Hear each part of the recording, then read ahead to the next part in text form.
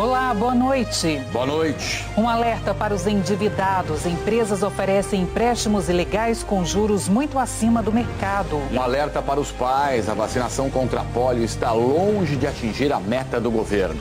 Um delegado da Polícia Federal morre durante uma operação contra desmatamento ilegal em Mato Grosso. A Ucrânia alerta para o risco de vazamento de material radioativo na maior usina nuclear da Europa. 20 novos cardeais tomam posse no Vaticano. O grupo inclui os brasileiros Dom Leonardo Steiner e Dom Paulo César Costa. Você vai ver também os gols de sábado pelas séries A e B do Campeonato Brasileiro. Um musical relembra um dos mais importantes movimentos da MPB.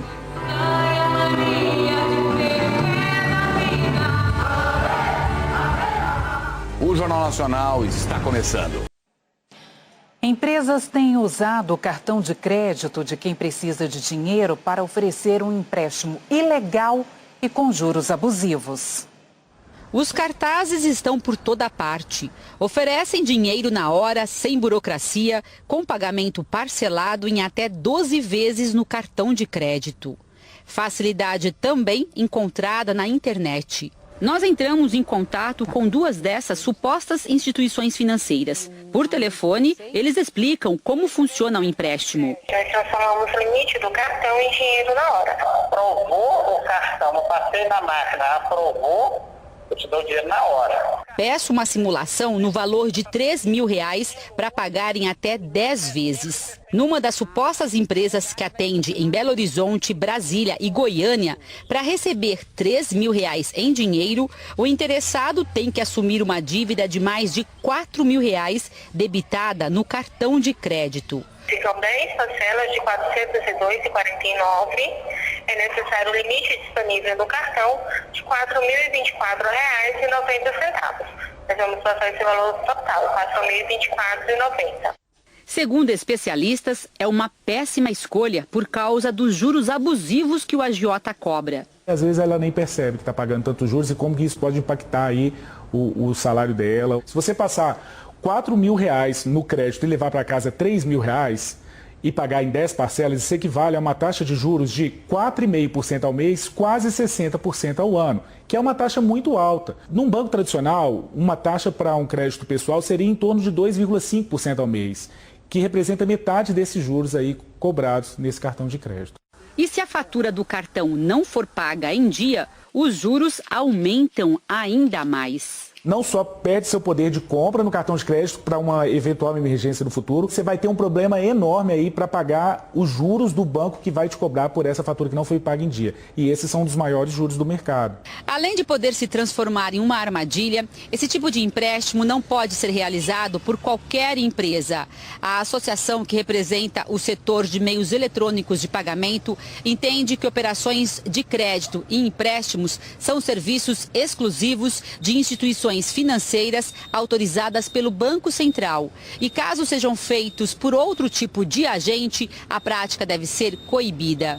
A Federação Brasileira dos Bancos diz que esse tipo de negociação é ilegal, lesa o consumidor e precisa ser denunciada. A gente sempre recomenda que que o cliente procure a sua instituição financeira, no qual foi o próprio emissor do cartão de crédito. Então, a instituição vai saber tratar essa informação e, aproveitando a oportunidade, também vai poder oferecer a linha de crédito que possa melhor atender ao cliente. É muito importante sempre proteger o cliente. Esse cliente, ao fazer esse tipo de transação de forma irregular, ele vai ser o maior prejudicado. Um delegado da Polícia Federal morreu acidentalmente em Mato Grosso durante uma operação contra desmatamento ilegal numa terra indígena.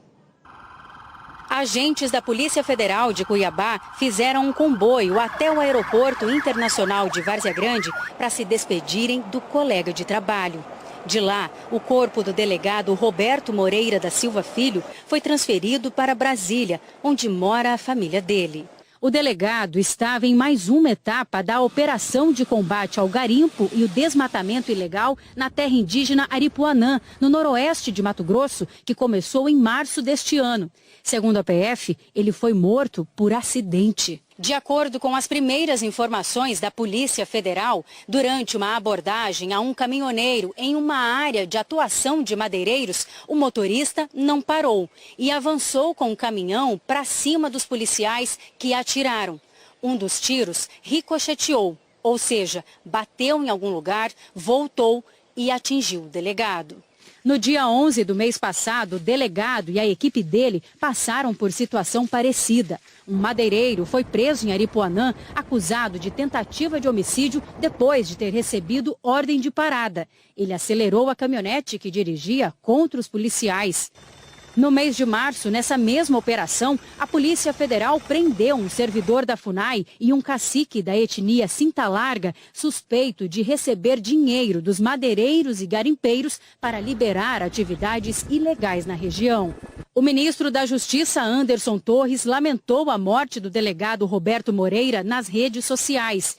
Disse que é com imenso pesar que recebeu a notícia do falecimento e prestou solidariedade aos familiares e amigos. Roberto Moreira da Silva Filho tinha 35 anos e trabalhava na Polícia Federal em Mato Grosso há 2 anos. Ele era chefe da Delegacia de Meio Ambiente e tinha uma forte atuação contra crimes ambientais.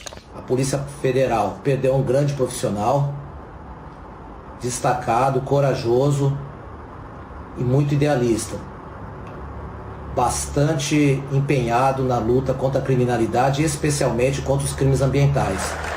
Ele fará muita falta para colegas e para a instituição. O motorista do caminhão teve um ferimento no pé. Ele está detido na Delegacia de Polícia Civil de Aripuanã para prestar depoimento. Uma ação conjunta que inclui órgãos como Polícia Federal, IBAMA, FUNAI e Ministério Público Federal retirou 18 garimpeiros da terra indígena Baú, no sudeste do Pará. Indígenas Caiapó tinham detido os garimpeiros no início da semana. Eles acusam o grupo de atuar ilegalmente na região. A Polícia Federal informou que a ação vai continuar amanhã. Todos os garimpeiros devem prestar depoimento à PF. O indígena conhecido como Tanaru foi encontrado morto pela FUNAI. Ele vivia sozinho e isolado há quase 30 anos em Rondônia e era o único sobrevivente da sua comunidade de etnia desconhecida. Os últimos integrantes do seu povo foram mortos por fazendeiros em 1995. O corpo estava dentro da rede de dormir, sem sinais de violência. E em nota, a FUNAI disse que lamenta profundamente a perda do indígena, que também ficou conhecido como Índio do Buraco. Hora de saber como fica o tempo em todo o país. Vou conversar com Jaqueline Brasil. Jaqueline, boa noite. Oi, Aline. Boa noite para você, para o Trali e boa noite para você também. O tempo já virou no sul do país. Uma frente fria já avança pela região, provocando chuva. E a tendência é que essas áreas de instabilidade se espalhem nas próximas horas. Amanhã pode chover forte do centro-norte gaúcho até grande parte do Paraná. E entre a noite do domingo e madrugada de segunda, o risco é de temporal para o litoral norte paulista e Rio de Janeiro, principalmente na região serrana. Só em Petrópolis pode chover 80 milímetros. Tem alerta de ventania também do sul de Mato Grosso até São Paulo, com divisa em Minas, Rio de Janeiro, passando pelo sul e na faixa leste catarinense, as rajadas podem chegar aos 90 quilômetros por hora. As temperaturas vão despencar em Curitiba, Porto Alegre e Florianópolis, com mínimas previstas para a noite. Na capital paulista e no Rio tem previsão de chuva amanhã, mas ainda faz calor. Máximas de 27 e 34 graus. E essa é a mesma temperatura de Campo Grande, Manaus, em Cuiabá faz 39, 38 em Palmas e 37 em Teresina. Pode chover de forma isolada em toda a faixa leste nordestina, no norte do Espírito Santo, e chove também da divisa do Maranhão com o Pará até o centro-norte de Rondônia, onde a chuva pode ser mais forte. Tempo firme em grande parte do país, só que com uma diferença. Nessa área, o tempo fica seco e quente. No centro-sul gaúcho, condição de tempo seco e frio. E é por causa da alta polar, que vem logo atrás da frente fria e que vai lançar esse ar frio. Por isso, em São Paulo, a semana já começa gelada, com mínimas entre 9 e 10 graus. E em Curitiba, na segunda-feira, logo cedo, faz 5 graus. Nas serras gaúchas, gaúcha e catarinense, há previsão de temperaturas negativas e tem risco de geada para grande parte da região sul. Aline, Trali. Nossa, muito frio para a semana que vem. Muito obrigada, Jaqueline. Aguenta essa friaca. Obrigado, Jaque. Boa noite, um ótimo domingo para você. Para vocês. Agora veja isso, olha, o governo do Paquistão declarou estado de emergência nacional em meio à forte chuva que atinge o país. De acordo com as autoridades, quase 1.000 pessoas morreram até agora, outros 30 milhões foram atingidos. Imagens registraram o momento em que um hotel de luxo desabou. Ninguém ficou ferido. Desde junho, o Paquistão registra chuva acima da média. E o governo descreveu a situação como um desastre humanitário de proporções épicas. Na Ucrânia, a operadora estatal de energia alertou sobre o risco de vazamento de material radioativo na usina nuclear de Zaporíjia, a maior da Europa. A operadora estatal de energia da Ucrânia avisou que, por causa dos repetidos bombardeios, a infraestrutura da usina nuclear de Zaporíjia foi danificada.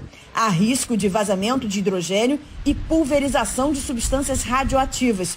E o risco de incêndio é alto. Forças russas tomaram Zaporíjia, a maior usina nuclear da Europa, logo no início da guerra. E nas últimas semanas, ela tem sido alvo de constantes ataques. Moscou e Kiev continuam trocando acusações sobre as responsabilidades. Enquanto isso, autoridades ucranianas começaram a distribuir para quem mora nos arredores da usina comprimidos de iodo, que protegem a glândula tireoide contra a contaminação radioativa. O governo ucraniano também anunciou um plano para expandir a retirada obrigatória de civis das linhas de frente, o que inclui a região de Zaporíjia. Os preparativos para a visita de inspetores da Agência de Vigilância Nuclear da ONU a Zaporíjia seguem avançando. Durante a semana, o chefe da Agência Internacional de Energia Atômica já tinha falado que estava muito perto de enviar a missão. A equipe pode levar peças de reposição e de monitoramento de radiação e até resolver possíveis problemas de segurança. A vacinação contra a poliomielite segue muito baixa no Brasil. E sem a vacina, os casos da doença podem voltar no país. A Elisa completou 4 anos. Estava na hora de tomar mais uma dose de reforço. A mãe aproveitou e atualizou outras vacinas, mas achou estranho. O movimento no posto estava fraco. É o único meio que a gente tem de prevenção. Se a gente não aderir, aí o risco vem, né? As doenças voltam. A campanha de vacinação contra a pólio começou no início de agosto. O público-alvo inclui 14 milhões de crianças menores de 5 anos. Mas até agora, o índice de vacinação é de apenas 24,8%. Isso entre as crianças de 1 a menores de 5 anos. Em 13 estados e no Distrito Federal, esse percentual é ainda menor. Em Roraima, somente 6% das crianças foram vacinadas. No Acre, menos de 8%. E no Rio de Janeiro, 10%. O esquema de vacinação contra a poliomielite inclui as 3 primeiras doses aos 2, 4 e 6 meses, por injeção. E depois, as doses de reforço, as gotinhas, para as crianças de 1 a 4 anos. A paralisia infantil está erradicada há quase 30 anos no Brasil. Mas para manter as crianças livres da doença, é preciso atingir a meta de vacinação, que é de 95%. A campanha vai até dia 9 de setembro. Nosso horário de funcionamento é de 7 às 12, aos sábados. Tivemos 4 crianças que procuraram a nossa unidade para fazer a vacinação contra a pólio. Este epidemiologista alerta que deixar de vacinar contra a pólio é um risco, porque o vírus continua circulando em alguns países. Os riscos do recrudescimento, da volta de doenças como a poliomielite, é o fato de crianças perderem qualidade de vida. Por exemplo, deixarem de andar, terem quadros respiratórios graves, pneumonia, inclusive evolução para óbito. Essa doença existe, só não está próximo de nós agora, mas vai voltar se a gente não vacinar. Ai, que lindo! Uma dose, pronto! É só isso, só isso aqui. Agora vamos aos números da pandemia atualizados pelo Consórcio dos Veículos de Imprensa. O Brasil já registrou mais de 683 mil mortes. O total de casos é de mais de 34 milhões. A média de mortes está em queda, com uma redução de 35%, está em 138 casos por dia, né, de óbitos, e a média de casos da doença teve uma redução de 34% na comparação com a média de 2 semanas atrás, está em mais de 14 mil casos por dia. Agora a vacinação, quase 57% dos brasileiros com 12 anos ou mais já tomaram pelo menos uma dose de reforço. Outras informações em g1.com.br/coronavírus. Amanhã no Fantástico, o crescimento de um novo tipo de crime que movimenta bilhões e espalha violência.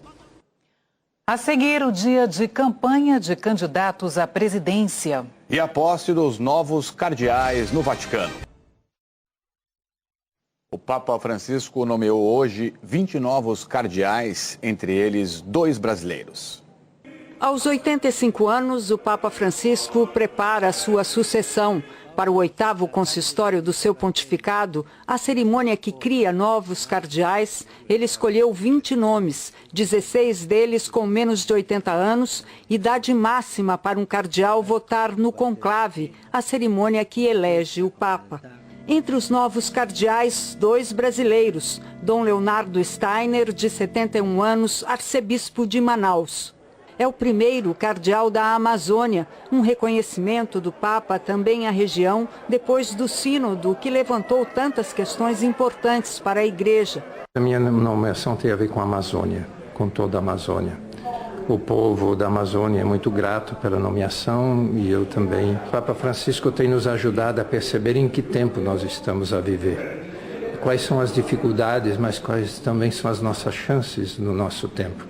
Francisco também escolheu Dom Paulo César Costa, arcebispo metropolitano de Brasília, que esteve próximo do Papa na organização da Jornada Mundial da Juventude no início do pontificado de Francisco. Eu acho que um cardeal, ele além da sua missão dentro da igreja, ele tem uma missão também diante da sociedade, que é aquela de ajudar a colocar em pauta aquilo que a igreja pensa para as principais questões da vida da sociedade hoje, seja a insegurança alimentar, seja a questão dos pobres, dos excluídos. O Papa olhou para o mundo ao escolher 6 nomes da Ásia, 2 da África, 1 da América do Norte e mais 2 da América Latina.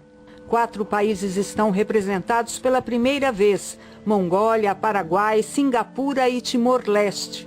O número mínimo de cardeais para um conclave é de 120 eleitores. Antes desse consistório, faltavam 4.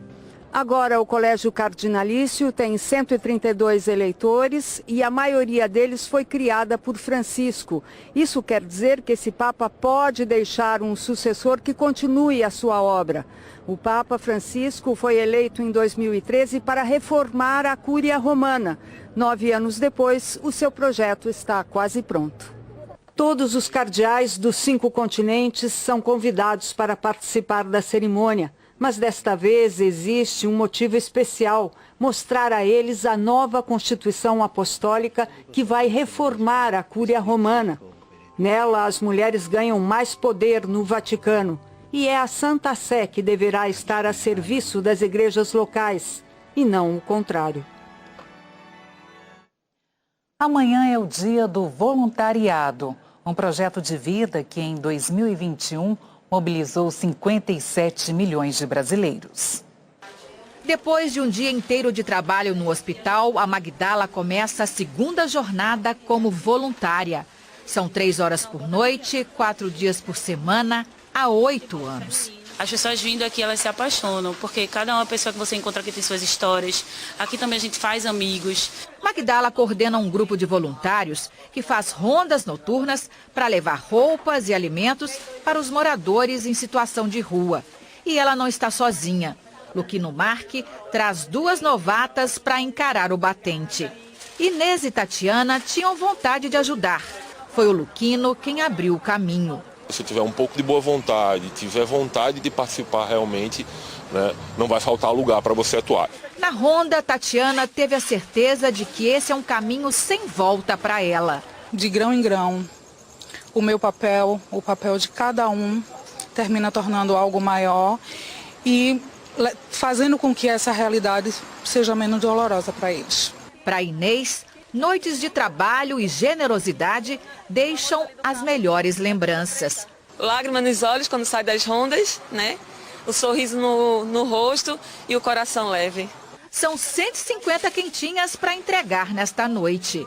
Para que esse trabalho continue todos os dias, 53 projetos sociais se juntaram numa grande rede de apoio chamada Unificados. São pelo menos 500 voluntários que se revezam para levar alimento e um pouco de atenção para pessoas que se sentem invisíveis e só podem contar com a solidariedade. Ainda bem que grupos como esse, em todo o país, estão dispostos a arregaçar as mangas para fazer a diferença. Uma pesquisa apontou que o Brasil contava com 57 milhões de voluntários ativos no ano passado e que o tempo dedicado a ajudar está aumentando. São pelo menos 18 horas por mês, 3 vezes mais do que há uma década. Comunidade! A gratidão de Dona Kiki, que há 4 anos vive nesta esquina no centro do Recife, vem em forma de abraços calorosos. Voluntários são as pessoas mais maravilhosas abaixo de Deus, que ajuda muita gente na hora do frio, da fome, do sono. Calor humano, né? Um trabalho necessário. Calor humano, amor, consideração, compaixão, tudo isso faz muita diferença. São Paulo ganhou hoje um mural que celebra a diversidade cultural e étnica dos refugiados no Brasil. A obra é do muralista Eduardo Cobra. São 3 meninas com culturas bem diferentes. A Delfina nasceu em Angola, a Sema é do Iraque e a Priscília da Líbia. Elas carregam uma mesma bagagem, vivem no Brasil porque precisavam de um novo lar. Lá na Angola estava tendo guerra, tem guerra, aí depois por isso que a gente se mudou pra cá. Somos iraquianos, lá tinha muita guerra e a minha mãe não achava seguro. Eu nasci na Líbia, aí eu fui pro Congo, porque na Líbia estava tendo uma guerra. Só que no Congo estava com os problemas políticos, a gente teve que viajar de novo, a gente veio pro Brasil. A história desses refugiados foi transformada em obra de arte pelas mãos do muralista Eduardo Cobra. E essa pintura foi feita bem aqui em frente ao Museu da Imigração. São quase 800 metros quadrados de janelas abertas para o mundo. E esse é um muro que não separa, acolhe. Para o artista era importante passar essa ideia. E o muro é lindo, é um muro com formato, mas eu não queria o muro, né? Porque eu acho que o muro ele tem essa questão de dividir da fronteira, né? O que eu queria era isso, transformar isso em janelas, né? Porque as janelas se conectam. Cobra pintou 8 refugiados. Ele mostrou as obras com exclusividade para o Jornal Nacional e contou pra gente que trabalhou 1 ano no projeto. E essa é a minha mensagem, né? A mensagem de acolhimento, de receber bem, né? De ajudar a transformar essas vidas, né? De janela em janela, cada refugiado mostra um pouquinho da sua cultura, nos detalhes cheios de cores vibrantes. Para fazer esse mural, o Cobra contou com a parceria da organização humanitária I Know My Rights, que se dedica às crianças refugiadas no país. E entender que eles precisam de uma oportunidade, porque eles só estão aqui porque eles precisam sobreviver. O que eles não vão conseguir nos locais onde eles estão por tantas violências e guerras e conflitos. Quando a Delfina soube que faria parte de uma obra de arte, não pensou que seria com tanto destaque. Imagine a alegria quando viu a sua história bem mais colorida. Eu gostei porque ficou muito porque eu sou uma pessoa que gosta muito de sorrir, ficou muito parecida. A Priscília também ficou encantada. Ela não esquece dos desafios que a família passou até chegar aqui, mas em vez de guardar tristezas, prefere espalhar carinho. Eu gostei que eu tô de braços abertos e parece que eu vou abraçar, né? E eu queria muito que todo mundo que visse esse desenho se sentisse abraçado, não só por mim, mas por toda a África. A Sema tem um jeitinho para começar essa transformação. Que nunca tire o sorriso da sua cara, mesmo se algo esteja te incomodando. A gente tem que sorrir. Tem que. Vamos ver agora como foi o sábado de campanha de candidatos à presidência da República. A candidata do MDB, Simone Tebet, visitou cidades de São Paulo. O primeiro compromisso de Simone Tebet neste sábado foi pela manhã. A candidata participou com militantes do MDB de um evento partidário em Ribeirão Preto, no interior de São Paulo. Depois, Simone Tebet caminhou pelo centro comercial da cidade. No calçadão, ela conversou e tirou fotos com apoiadores. A candidata saiu de Ribeirão Preto e veio direto para Barretos para fazer uma visita aqui no Hospital de Amor, que é referência no tratamento do câncer no Brasil. Simone Tebet assinou um documento em que se compromete, caso seja eleita, a dobrar os valores da tabela SUS nos próximos 4 anos. Veja, mais de 60% de todos os exames e cirurgias mais complicadas são feitas pelas Santas Casas e hospitais filantrópicos, mas a tabela do SUS está defasada há mais de 20 anos. Eles não conseguem mais sobreviver com essa tabela. Então, nós viemos aqui assumir um compromisso com todas as Santas Casas e hospitais e com a saúde dos pobres. O candidato do PT à presidência, Luiz Inácio Lula da Silva, não teve agenda pública de campanha hoje. O candidato do PDT à presidência, Ciro Gomes, fez campanha na Grande São Paulo. Em Osasco, Ciro Gomes participou com apoiadores de um evento partidário, na sede do Sindicato dos Metalúrgicos. No discurso, ele apresentou propostas para a economia e geração de empregos. Afirmou que vai estabelecer limites para a cobrança de juros bancários e falou dos planos para a área da habitação. Ciro Gomes disse que, se eleito, pretende criar um programa para levar infraestrutura a comunidades que ficam em morros e também para construir moradias populares e legalizar áreas que hoje estão ocupadas por famílias sem documentação. Titular os terrenos, titular as casas que hoje estão ilegalmente apropriadas, estabilizar a propriedade dessas terras, fazer um grande e massivo programa de moradia popular, porque isso emprega pessoas. 14 mil obras estão paradas no Brasil hoje, já foram licitadas, já estão licenciadas do ponto de vista ambiental e o dinheiro de onde que vai pagar isso também já está todo previsto no meu projeto. O presidente e candidato à reeleição pelo PL, Jair Bolsonaro, teve agenda na Bahia. Jair Bolsonaro desembarcou no aeroporto de Vitória da Conquista, no sudoeste da Bahia, por volta das 9 da manhã. Ele estava acompanhado do candidato a vice na chapa, Braga Neto.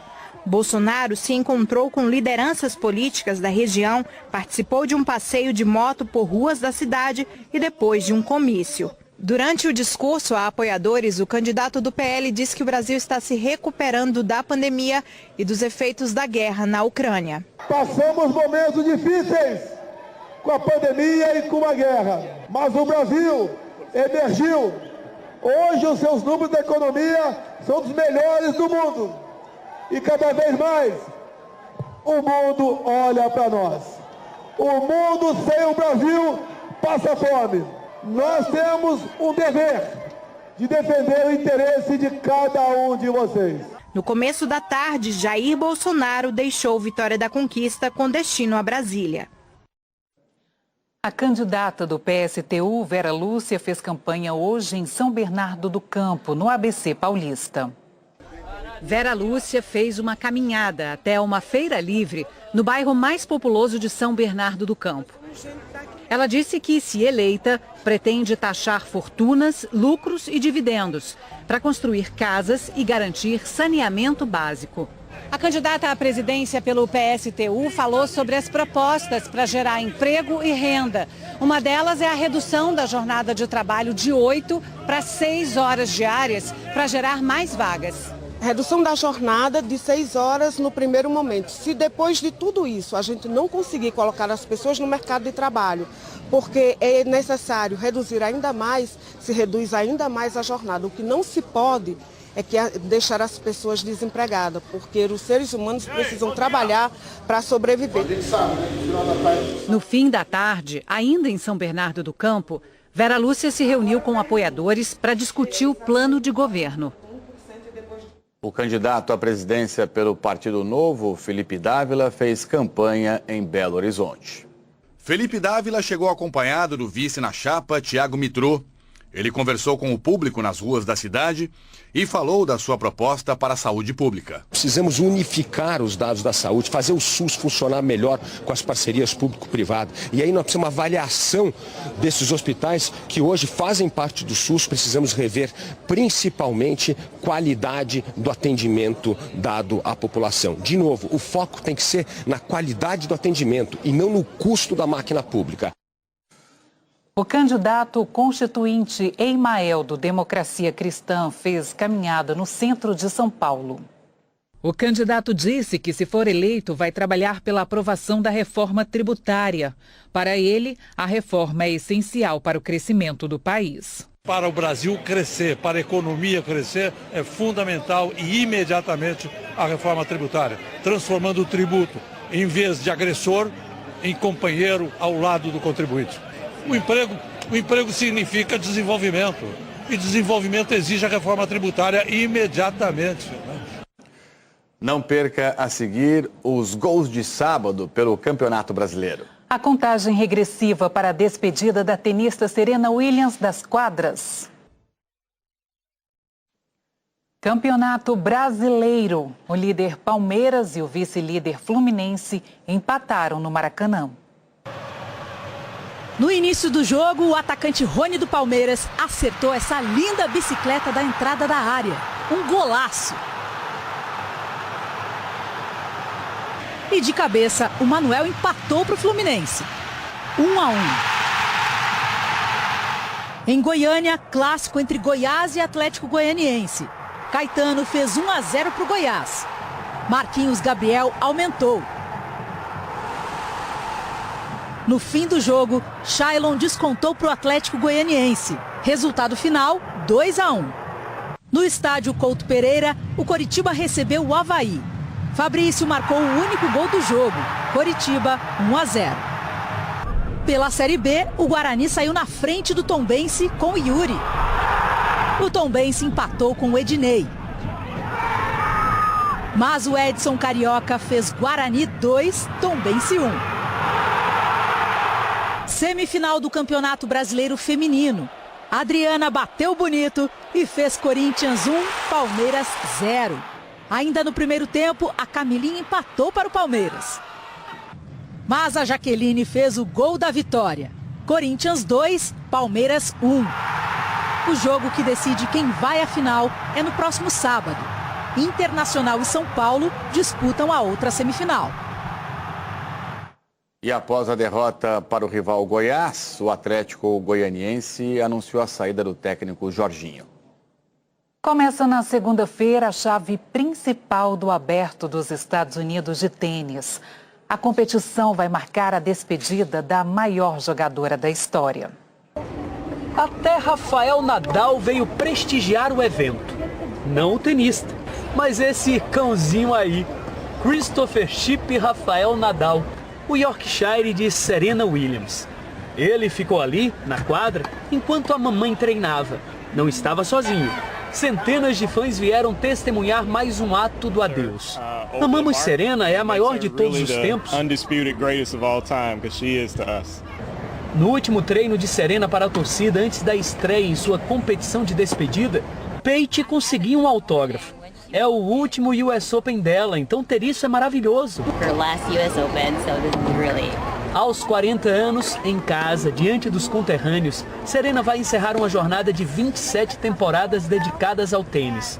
Foram 23 títulos individuais em Grand Slam, os maiores torneios do mundo, e 4 ouros olímpicos. Serena deixa um legado absurdo, gigantesco para o tênis, mas acho que para o mundo com a história dela. Faz tempo que Serena ultrapassou os limites de uma quadra. Seu último ato, aqui no Aberto dos Estados Unidos, está longe de representar um fim. Porque sempre, quando se falar em lendas do tênis e do esporte, Serena estará presente. E se por um lado a atleta para, a cidadã vai continuar em plena atividade.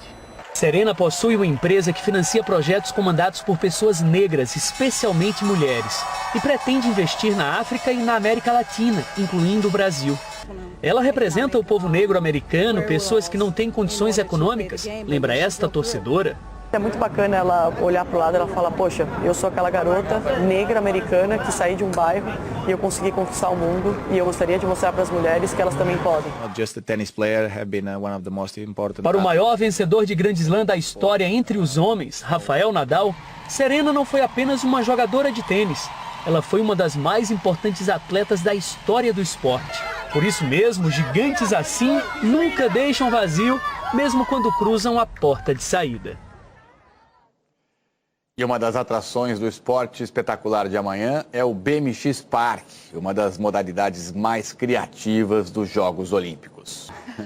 O esporte espetacular começa às 10 horas da manhã e também vai contar a história da última camiseta usada por Pelé como jogador.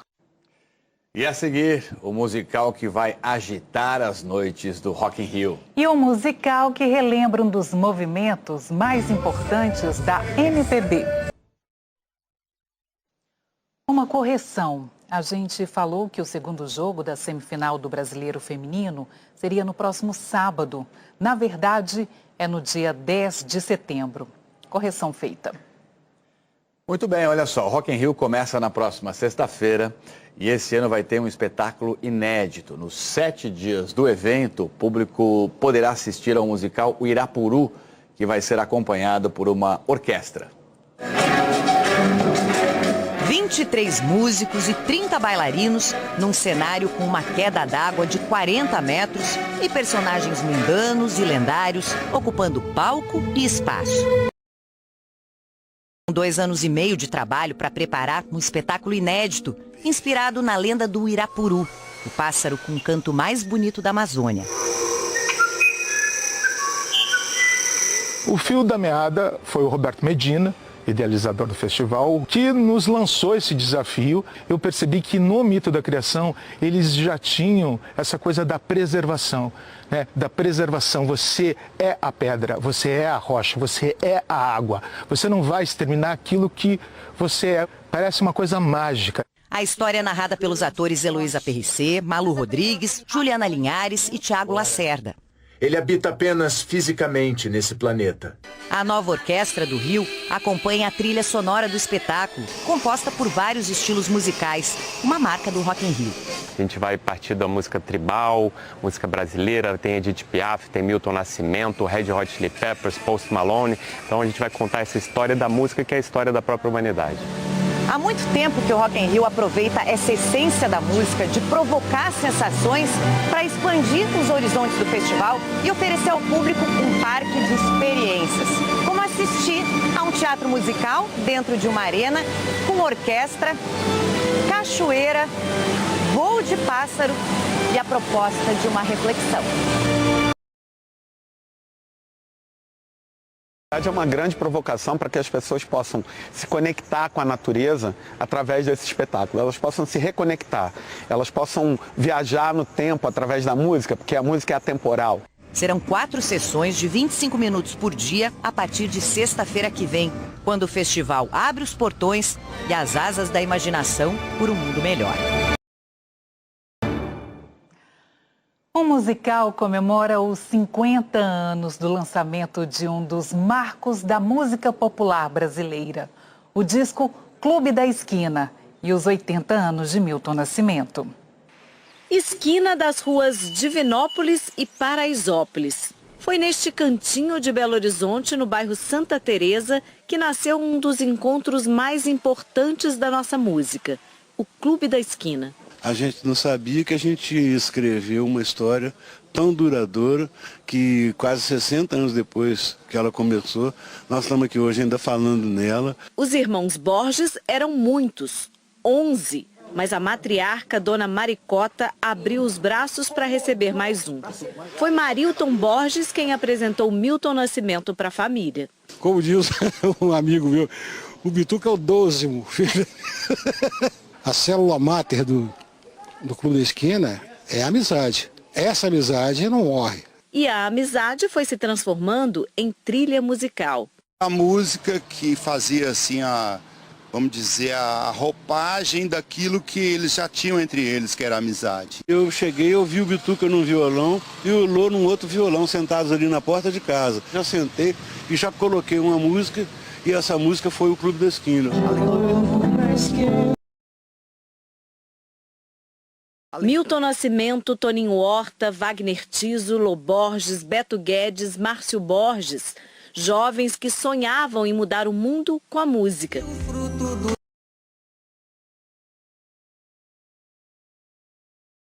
Se vão 50 anos do primeiro disco, um álbum duplo com 21 canções, uma inovação para a época.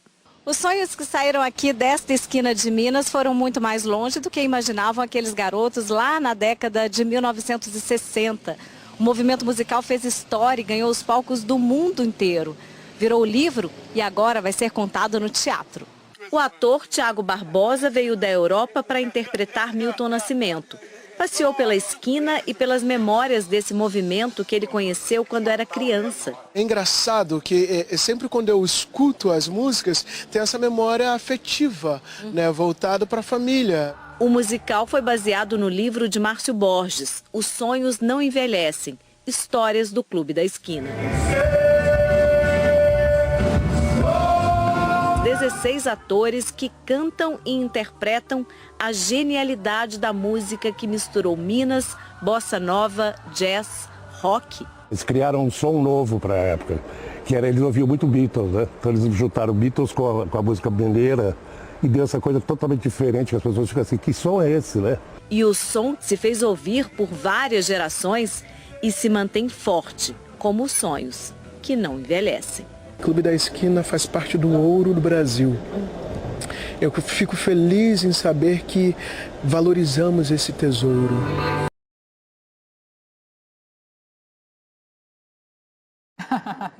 Clube da Esquina, de Minas para o mundo. Merecidíssimo, Aline. Jornal Nacional termina aqui. Uma boa noite para você. Muito obrigado e um ótimo domingo. Bom restinho de sábado e aproveite o domingo. Fala galera, beleza? Aqui quem fala é o Diego do canal Diego Esportes e tô chegando pra te avisar que hoje tem Ceará e Atlético Paranaense pela 24ª rodada do Campeonato Brasileiro e nesse vídeo você vai saber tudo sobre esse jogo. As principais e últimas informações da equipe do Ceará e também as últimas notícias da equipe do Atlético Paranaense. O Ceará, que está 5 jogos sem vencer, precisa da vitória hoje jogando no Castelão, porque precisa se afastar da zona de rebaixamento. Já o Atlético Paranaense, que vem a 2 jogos sem vencer, também vem em busca dos 3 pontos para poder entrar no G4 novamente. Então se você é torcedor do Ceará ou torcedor do Atlético Paranaense, já faço o convite. Se inscreva agora aqui no nosso canal, já vai deixando o seu like no vídeo para nos ajudar. Ativa também o sininho de notificação para você receber os próximos vídeos. E comenta embaixo o seu palpite. Porque Ceará e Atlético Paranaense entram em campo neste sábado, em jogo válido pela 24ª rodada do Brasileirão. A bola rola no Castelão a partir das 9 horas da noite, no horário de Brasília. O Ceará tem técnico novo, mas Lúcio Gonzalez, que ainda nem foi apresentado oficialmente à empresa, não vai comandar o vovô dessa vez. À beira do gramado, Juca Antonello fará seu segundo jogo pelo Alvinegro e mandará a campo o que tem de melhor. O Alvinegro não vence há 5 jogos e se aproxima perigosamente do Z4. Em casa, o vovô busca voltar aos trilhos das vitórias para se distanciar dessa zona perigosa. Já o Atlético Paranaense vem de empate contra o América Mineiro na Arena da Baixada. Antes, o Furacão tinha perdido 2 vezes seguidas para o Flamengo na Copa do Brasil e outra pela Série A. A última vitória foi dia 7 de agosto, diante do Atlético Mineiro lá no Mineirão. Com os 2 tropeços no Brasileirão, o time rubro-negro saiu do G4 e caiu para 6º lugar com 38 pontos.